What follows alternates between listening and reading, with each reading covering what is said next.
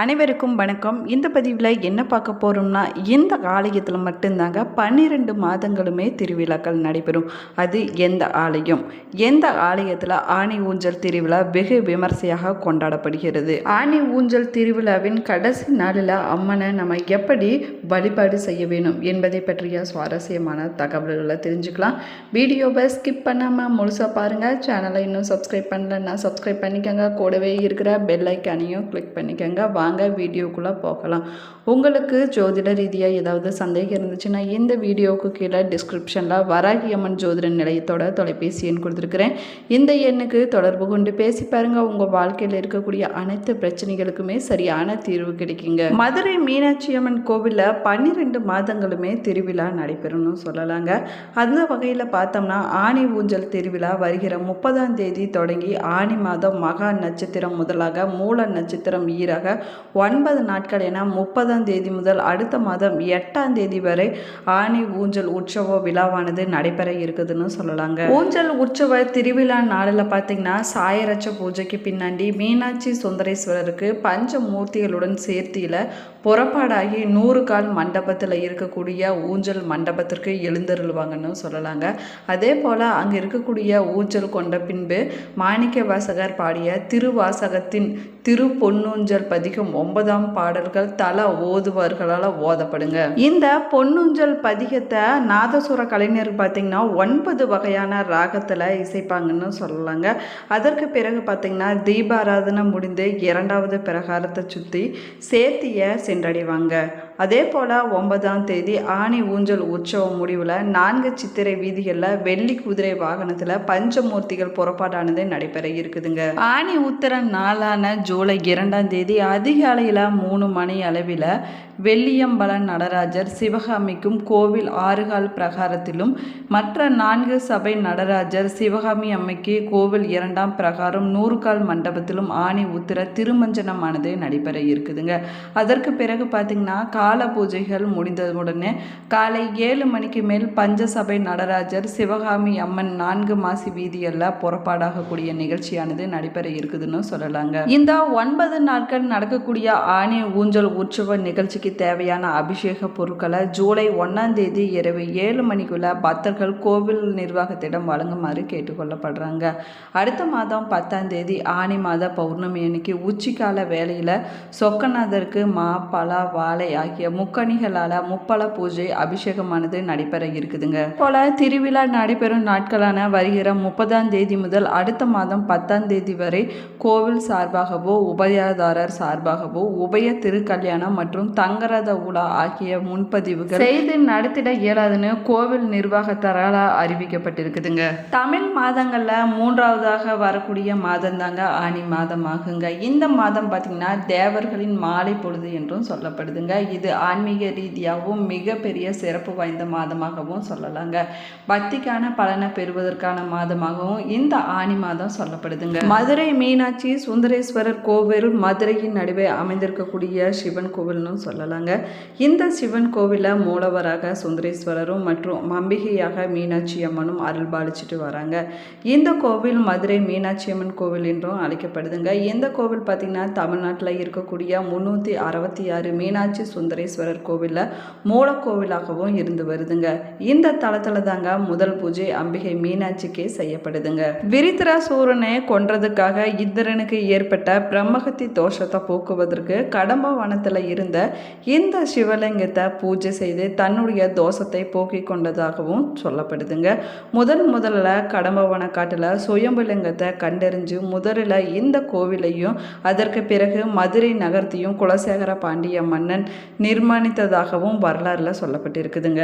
ஒரு முறை பார்த்தீங்கன்னா கடம்பவனமாக இருந்த காட்டை அழித்து அழகிய நகரமாக்கும்படி பாண்டிய நாட்டை ஆட்சி புரிந்து வந்த குலசேகர பாண்டிய மன்னனுடைய கனவுல சிவபெருமான் தோன்றி கூறியதாகவும் சொல்லப்படுதுங்க. அப்பொழுது பார்த்தீங்கன்னா அந்த மன்னன் அந்த கடம்பவன காட்டை அழித்து மதுரை என்னும் அழகிய நகரத்தை உருவாக்கினாராங்க. அப்போது சிவபெருமான் பார்த்தீங்கன்னா தன்னுடைய சடையில் இருக்கக்கூடிய சந்திரனின் அமுதத்தை சிந்தி புதிய நகருக்கு ஆசி வழங்கியதாகவும் வரலாறு சொல்லுதுங்க. இந்த கோவில் அம்மனின் 248 சக்தி பீடங்களில் ஒன்றாகவும் இருக்குதுன்னு சொல்லலாங்க. அதே போல சாதப்தர் இந்த தளத்தில் சிவபெருமான் அன்றைய மதுரையின் மன்னர் மன்னரான மலை துவச பாண்டியனின் பிட்டுக்கு மண் சுமந்து பிரம்படி வாங்கியதால, அதாவது பிரம்பால் சிவபெருமான சாத்தியதால இந்த தலை இறைவனுக்கு சாத்தப்பர் என்ற திருப்பெயரும் இருக்குதுன்னு சொல்லலாங்க. இந்த தலத்தில் இருக்கக்கூடிய மூலவர் சுந்தரேஸ்வரர் என்று அழைக்கப்படுறாருங்க. இவர் பார்த்தீங்கன்னா சுயம்பு மூர்த்தியாக பக்தர்களுக்கு அருள் பாலிச்சுட்டு வராங்கன்னு சொல்லலாங்க. அதே போல இந்த தலத்தில் இருக்கக்கூடிய அம்பாள், அதாவது தாயார் மீனாட்சி அம்மன் ஆவாங்க. இவரது விக்கிரகம் பச்சை மரகத கல்லால் ஆனதுன்னு சொல்லப்படுதுங்க. அம்பாள் மீனாட்சியின் கருவறையானது 32 சிங்க உருவங்களும் 64 சிவகணங்களும் 8 கல்யாணிகளும் தாங்கி நிற்கக்கூடிய அபூர்வமானதாகவும் சொல்லப்படுதுங்க. அதே போல இந்த ஆலயத்தில் பார்த்தீங்கன்னா அழகிய சிற்ப வேலைப்பாடுகள் ஒவ்வொரு மண்டபத்திற்கும் வேறுபட்டு இருக்குதுன்னு சொல்லலாங்க. அதே போல அழகிய நுணுக்கங்களை கொண்டு தனித்தனி சிறப்புகளோட இங்க இருக்கக்கூடிய மண்டபங்கள் விளங்குதுன்னு சொல்லலாங்க.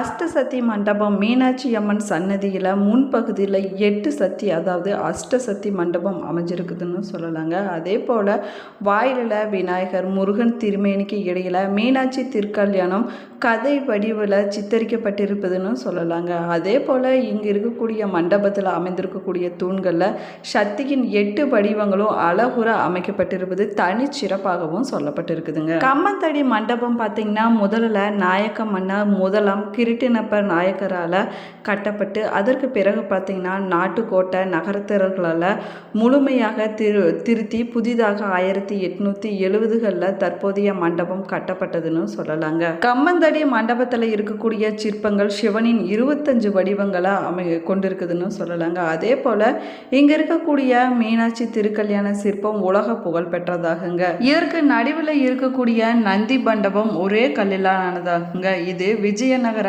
காலப்பணியாகவும் சொல்லப்படுதுங்க. அதற்கு அடுத்து உள்ள போனோம்னா மீனாட்சி நாயக்கர் மண்டபத்தை தாண்டி உள்ள போனோம்னா இந்த தலத்தினுடைய இறைவி, அதாவது மீனாட்சி அம்மனுடைய சன்னதி இருக்குதுன்னு சொல்லலாங்க. கருவறையில் அம்மை 2 திருக்கரங்களுடன் ஒரு கையில் கிளியை ஏந்தி பக்தர்களுக்கு அருள் பாலிச்சுட்டு வராங்கன்னு சொல்லலாங்க. அதே போல சுவாமி சன்னதியின் கருவறையில் இறைவன் சுந்தரேஸ்வரர் சிவலிங்க திருமேனியாக அருள் பாலிச்சுட்டு வராருங்க. ஆயிரங்கால் மண்டபம் பார்த்தீங்கன்னா இந்த கோவிலில் சுவாமி சன்னதியின் இடது பக்கத்தில் அமைஞ்சிருக்குதுங்க. இந்த மண்டபம் பார்த்தீங்கன்னா கோவிலில் இருக்கக்கூடிய பிற மண்டபங்களை விட அளவில் மிகப்பெரியதாக இருக்குதுங்க.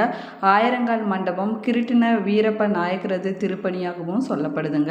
மிக சிறப்பு பெற்ற இந்த மண்டபம் பார்த்தீங்கன்னா 1494ஆம் ஆண்டில் மதுரையை ஆண்டு வந்த வீரப்ப நாயக்கர் காலத்தில் அவருடைய அமைச்சராக இருந்த அரியநாத முதலியாரால் அமைக்கப்பட்டதுன்னு சொல்லலாங்க.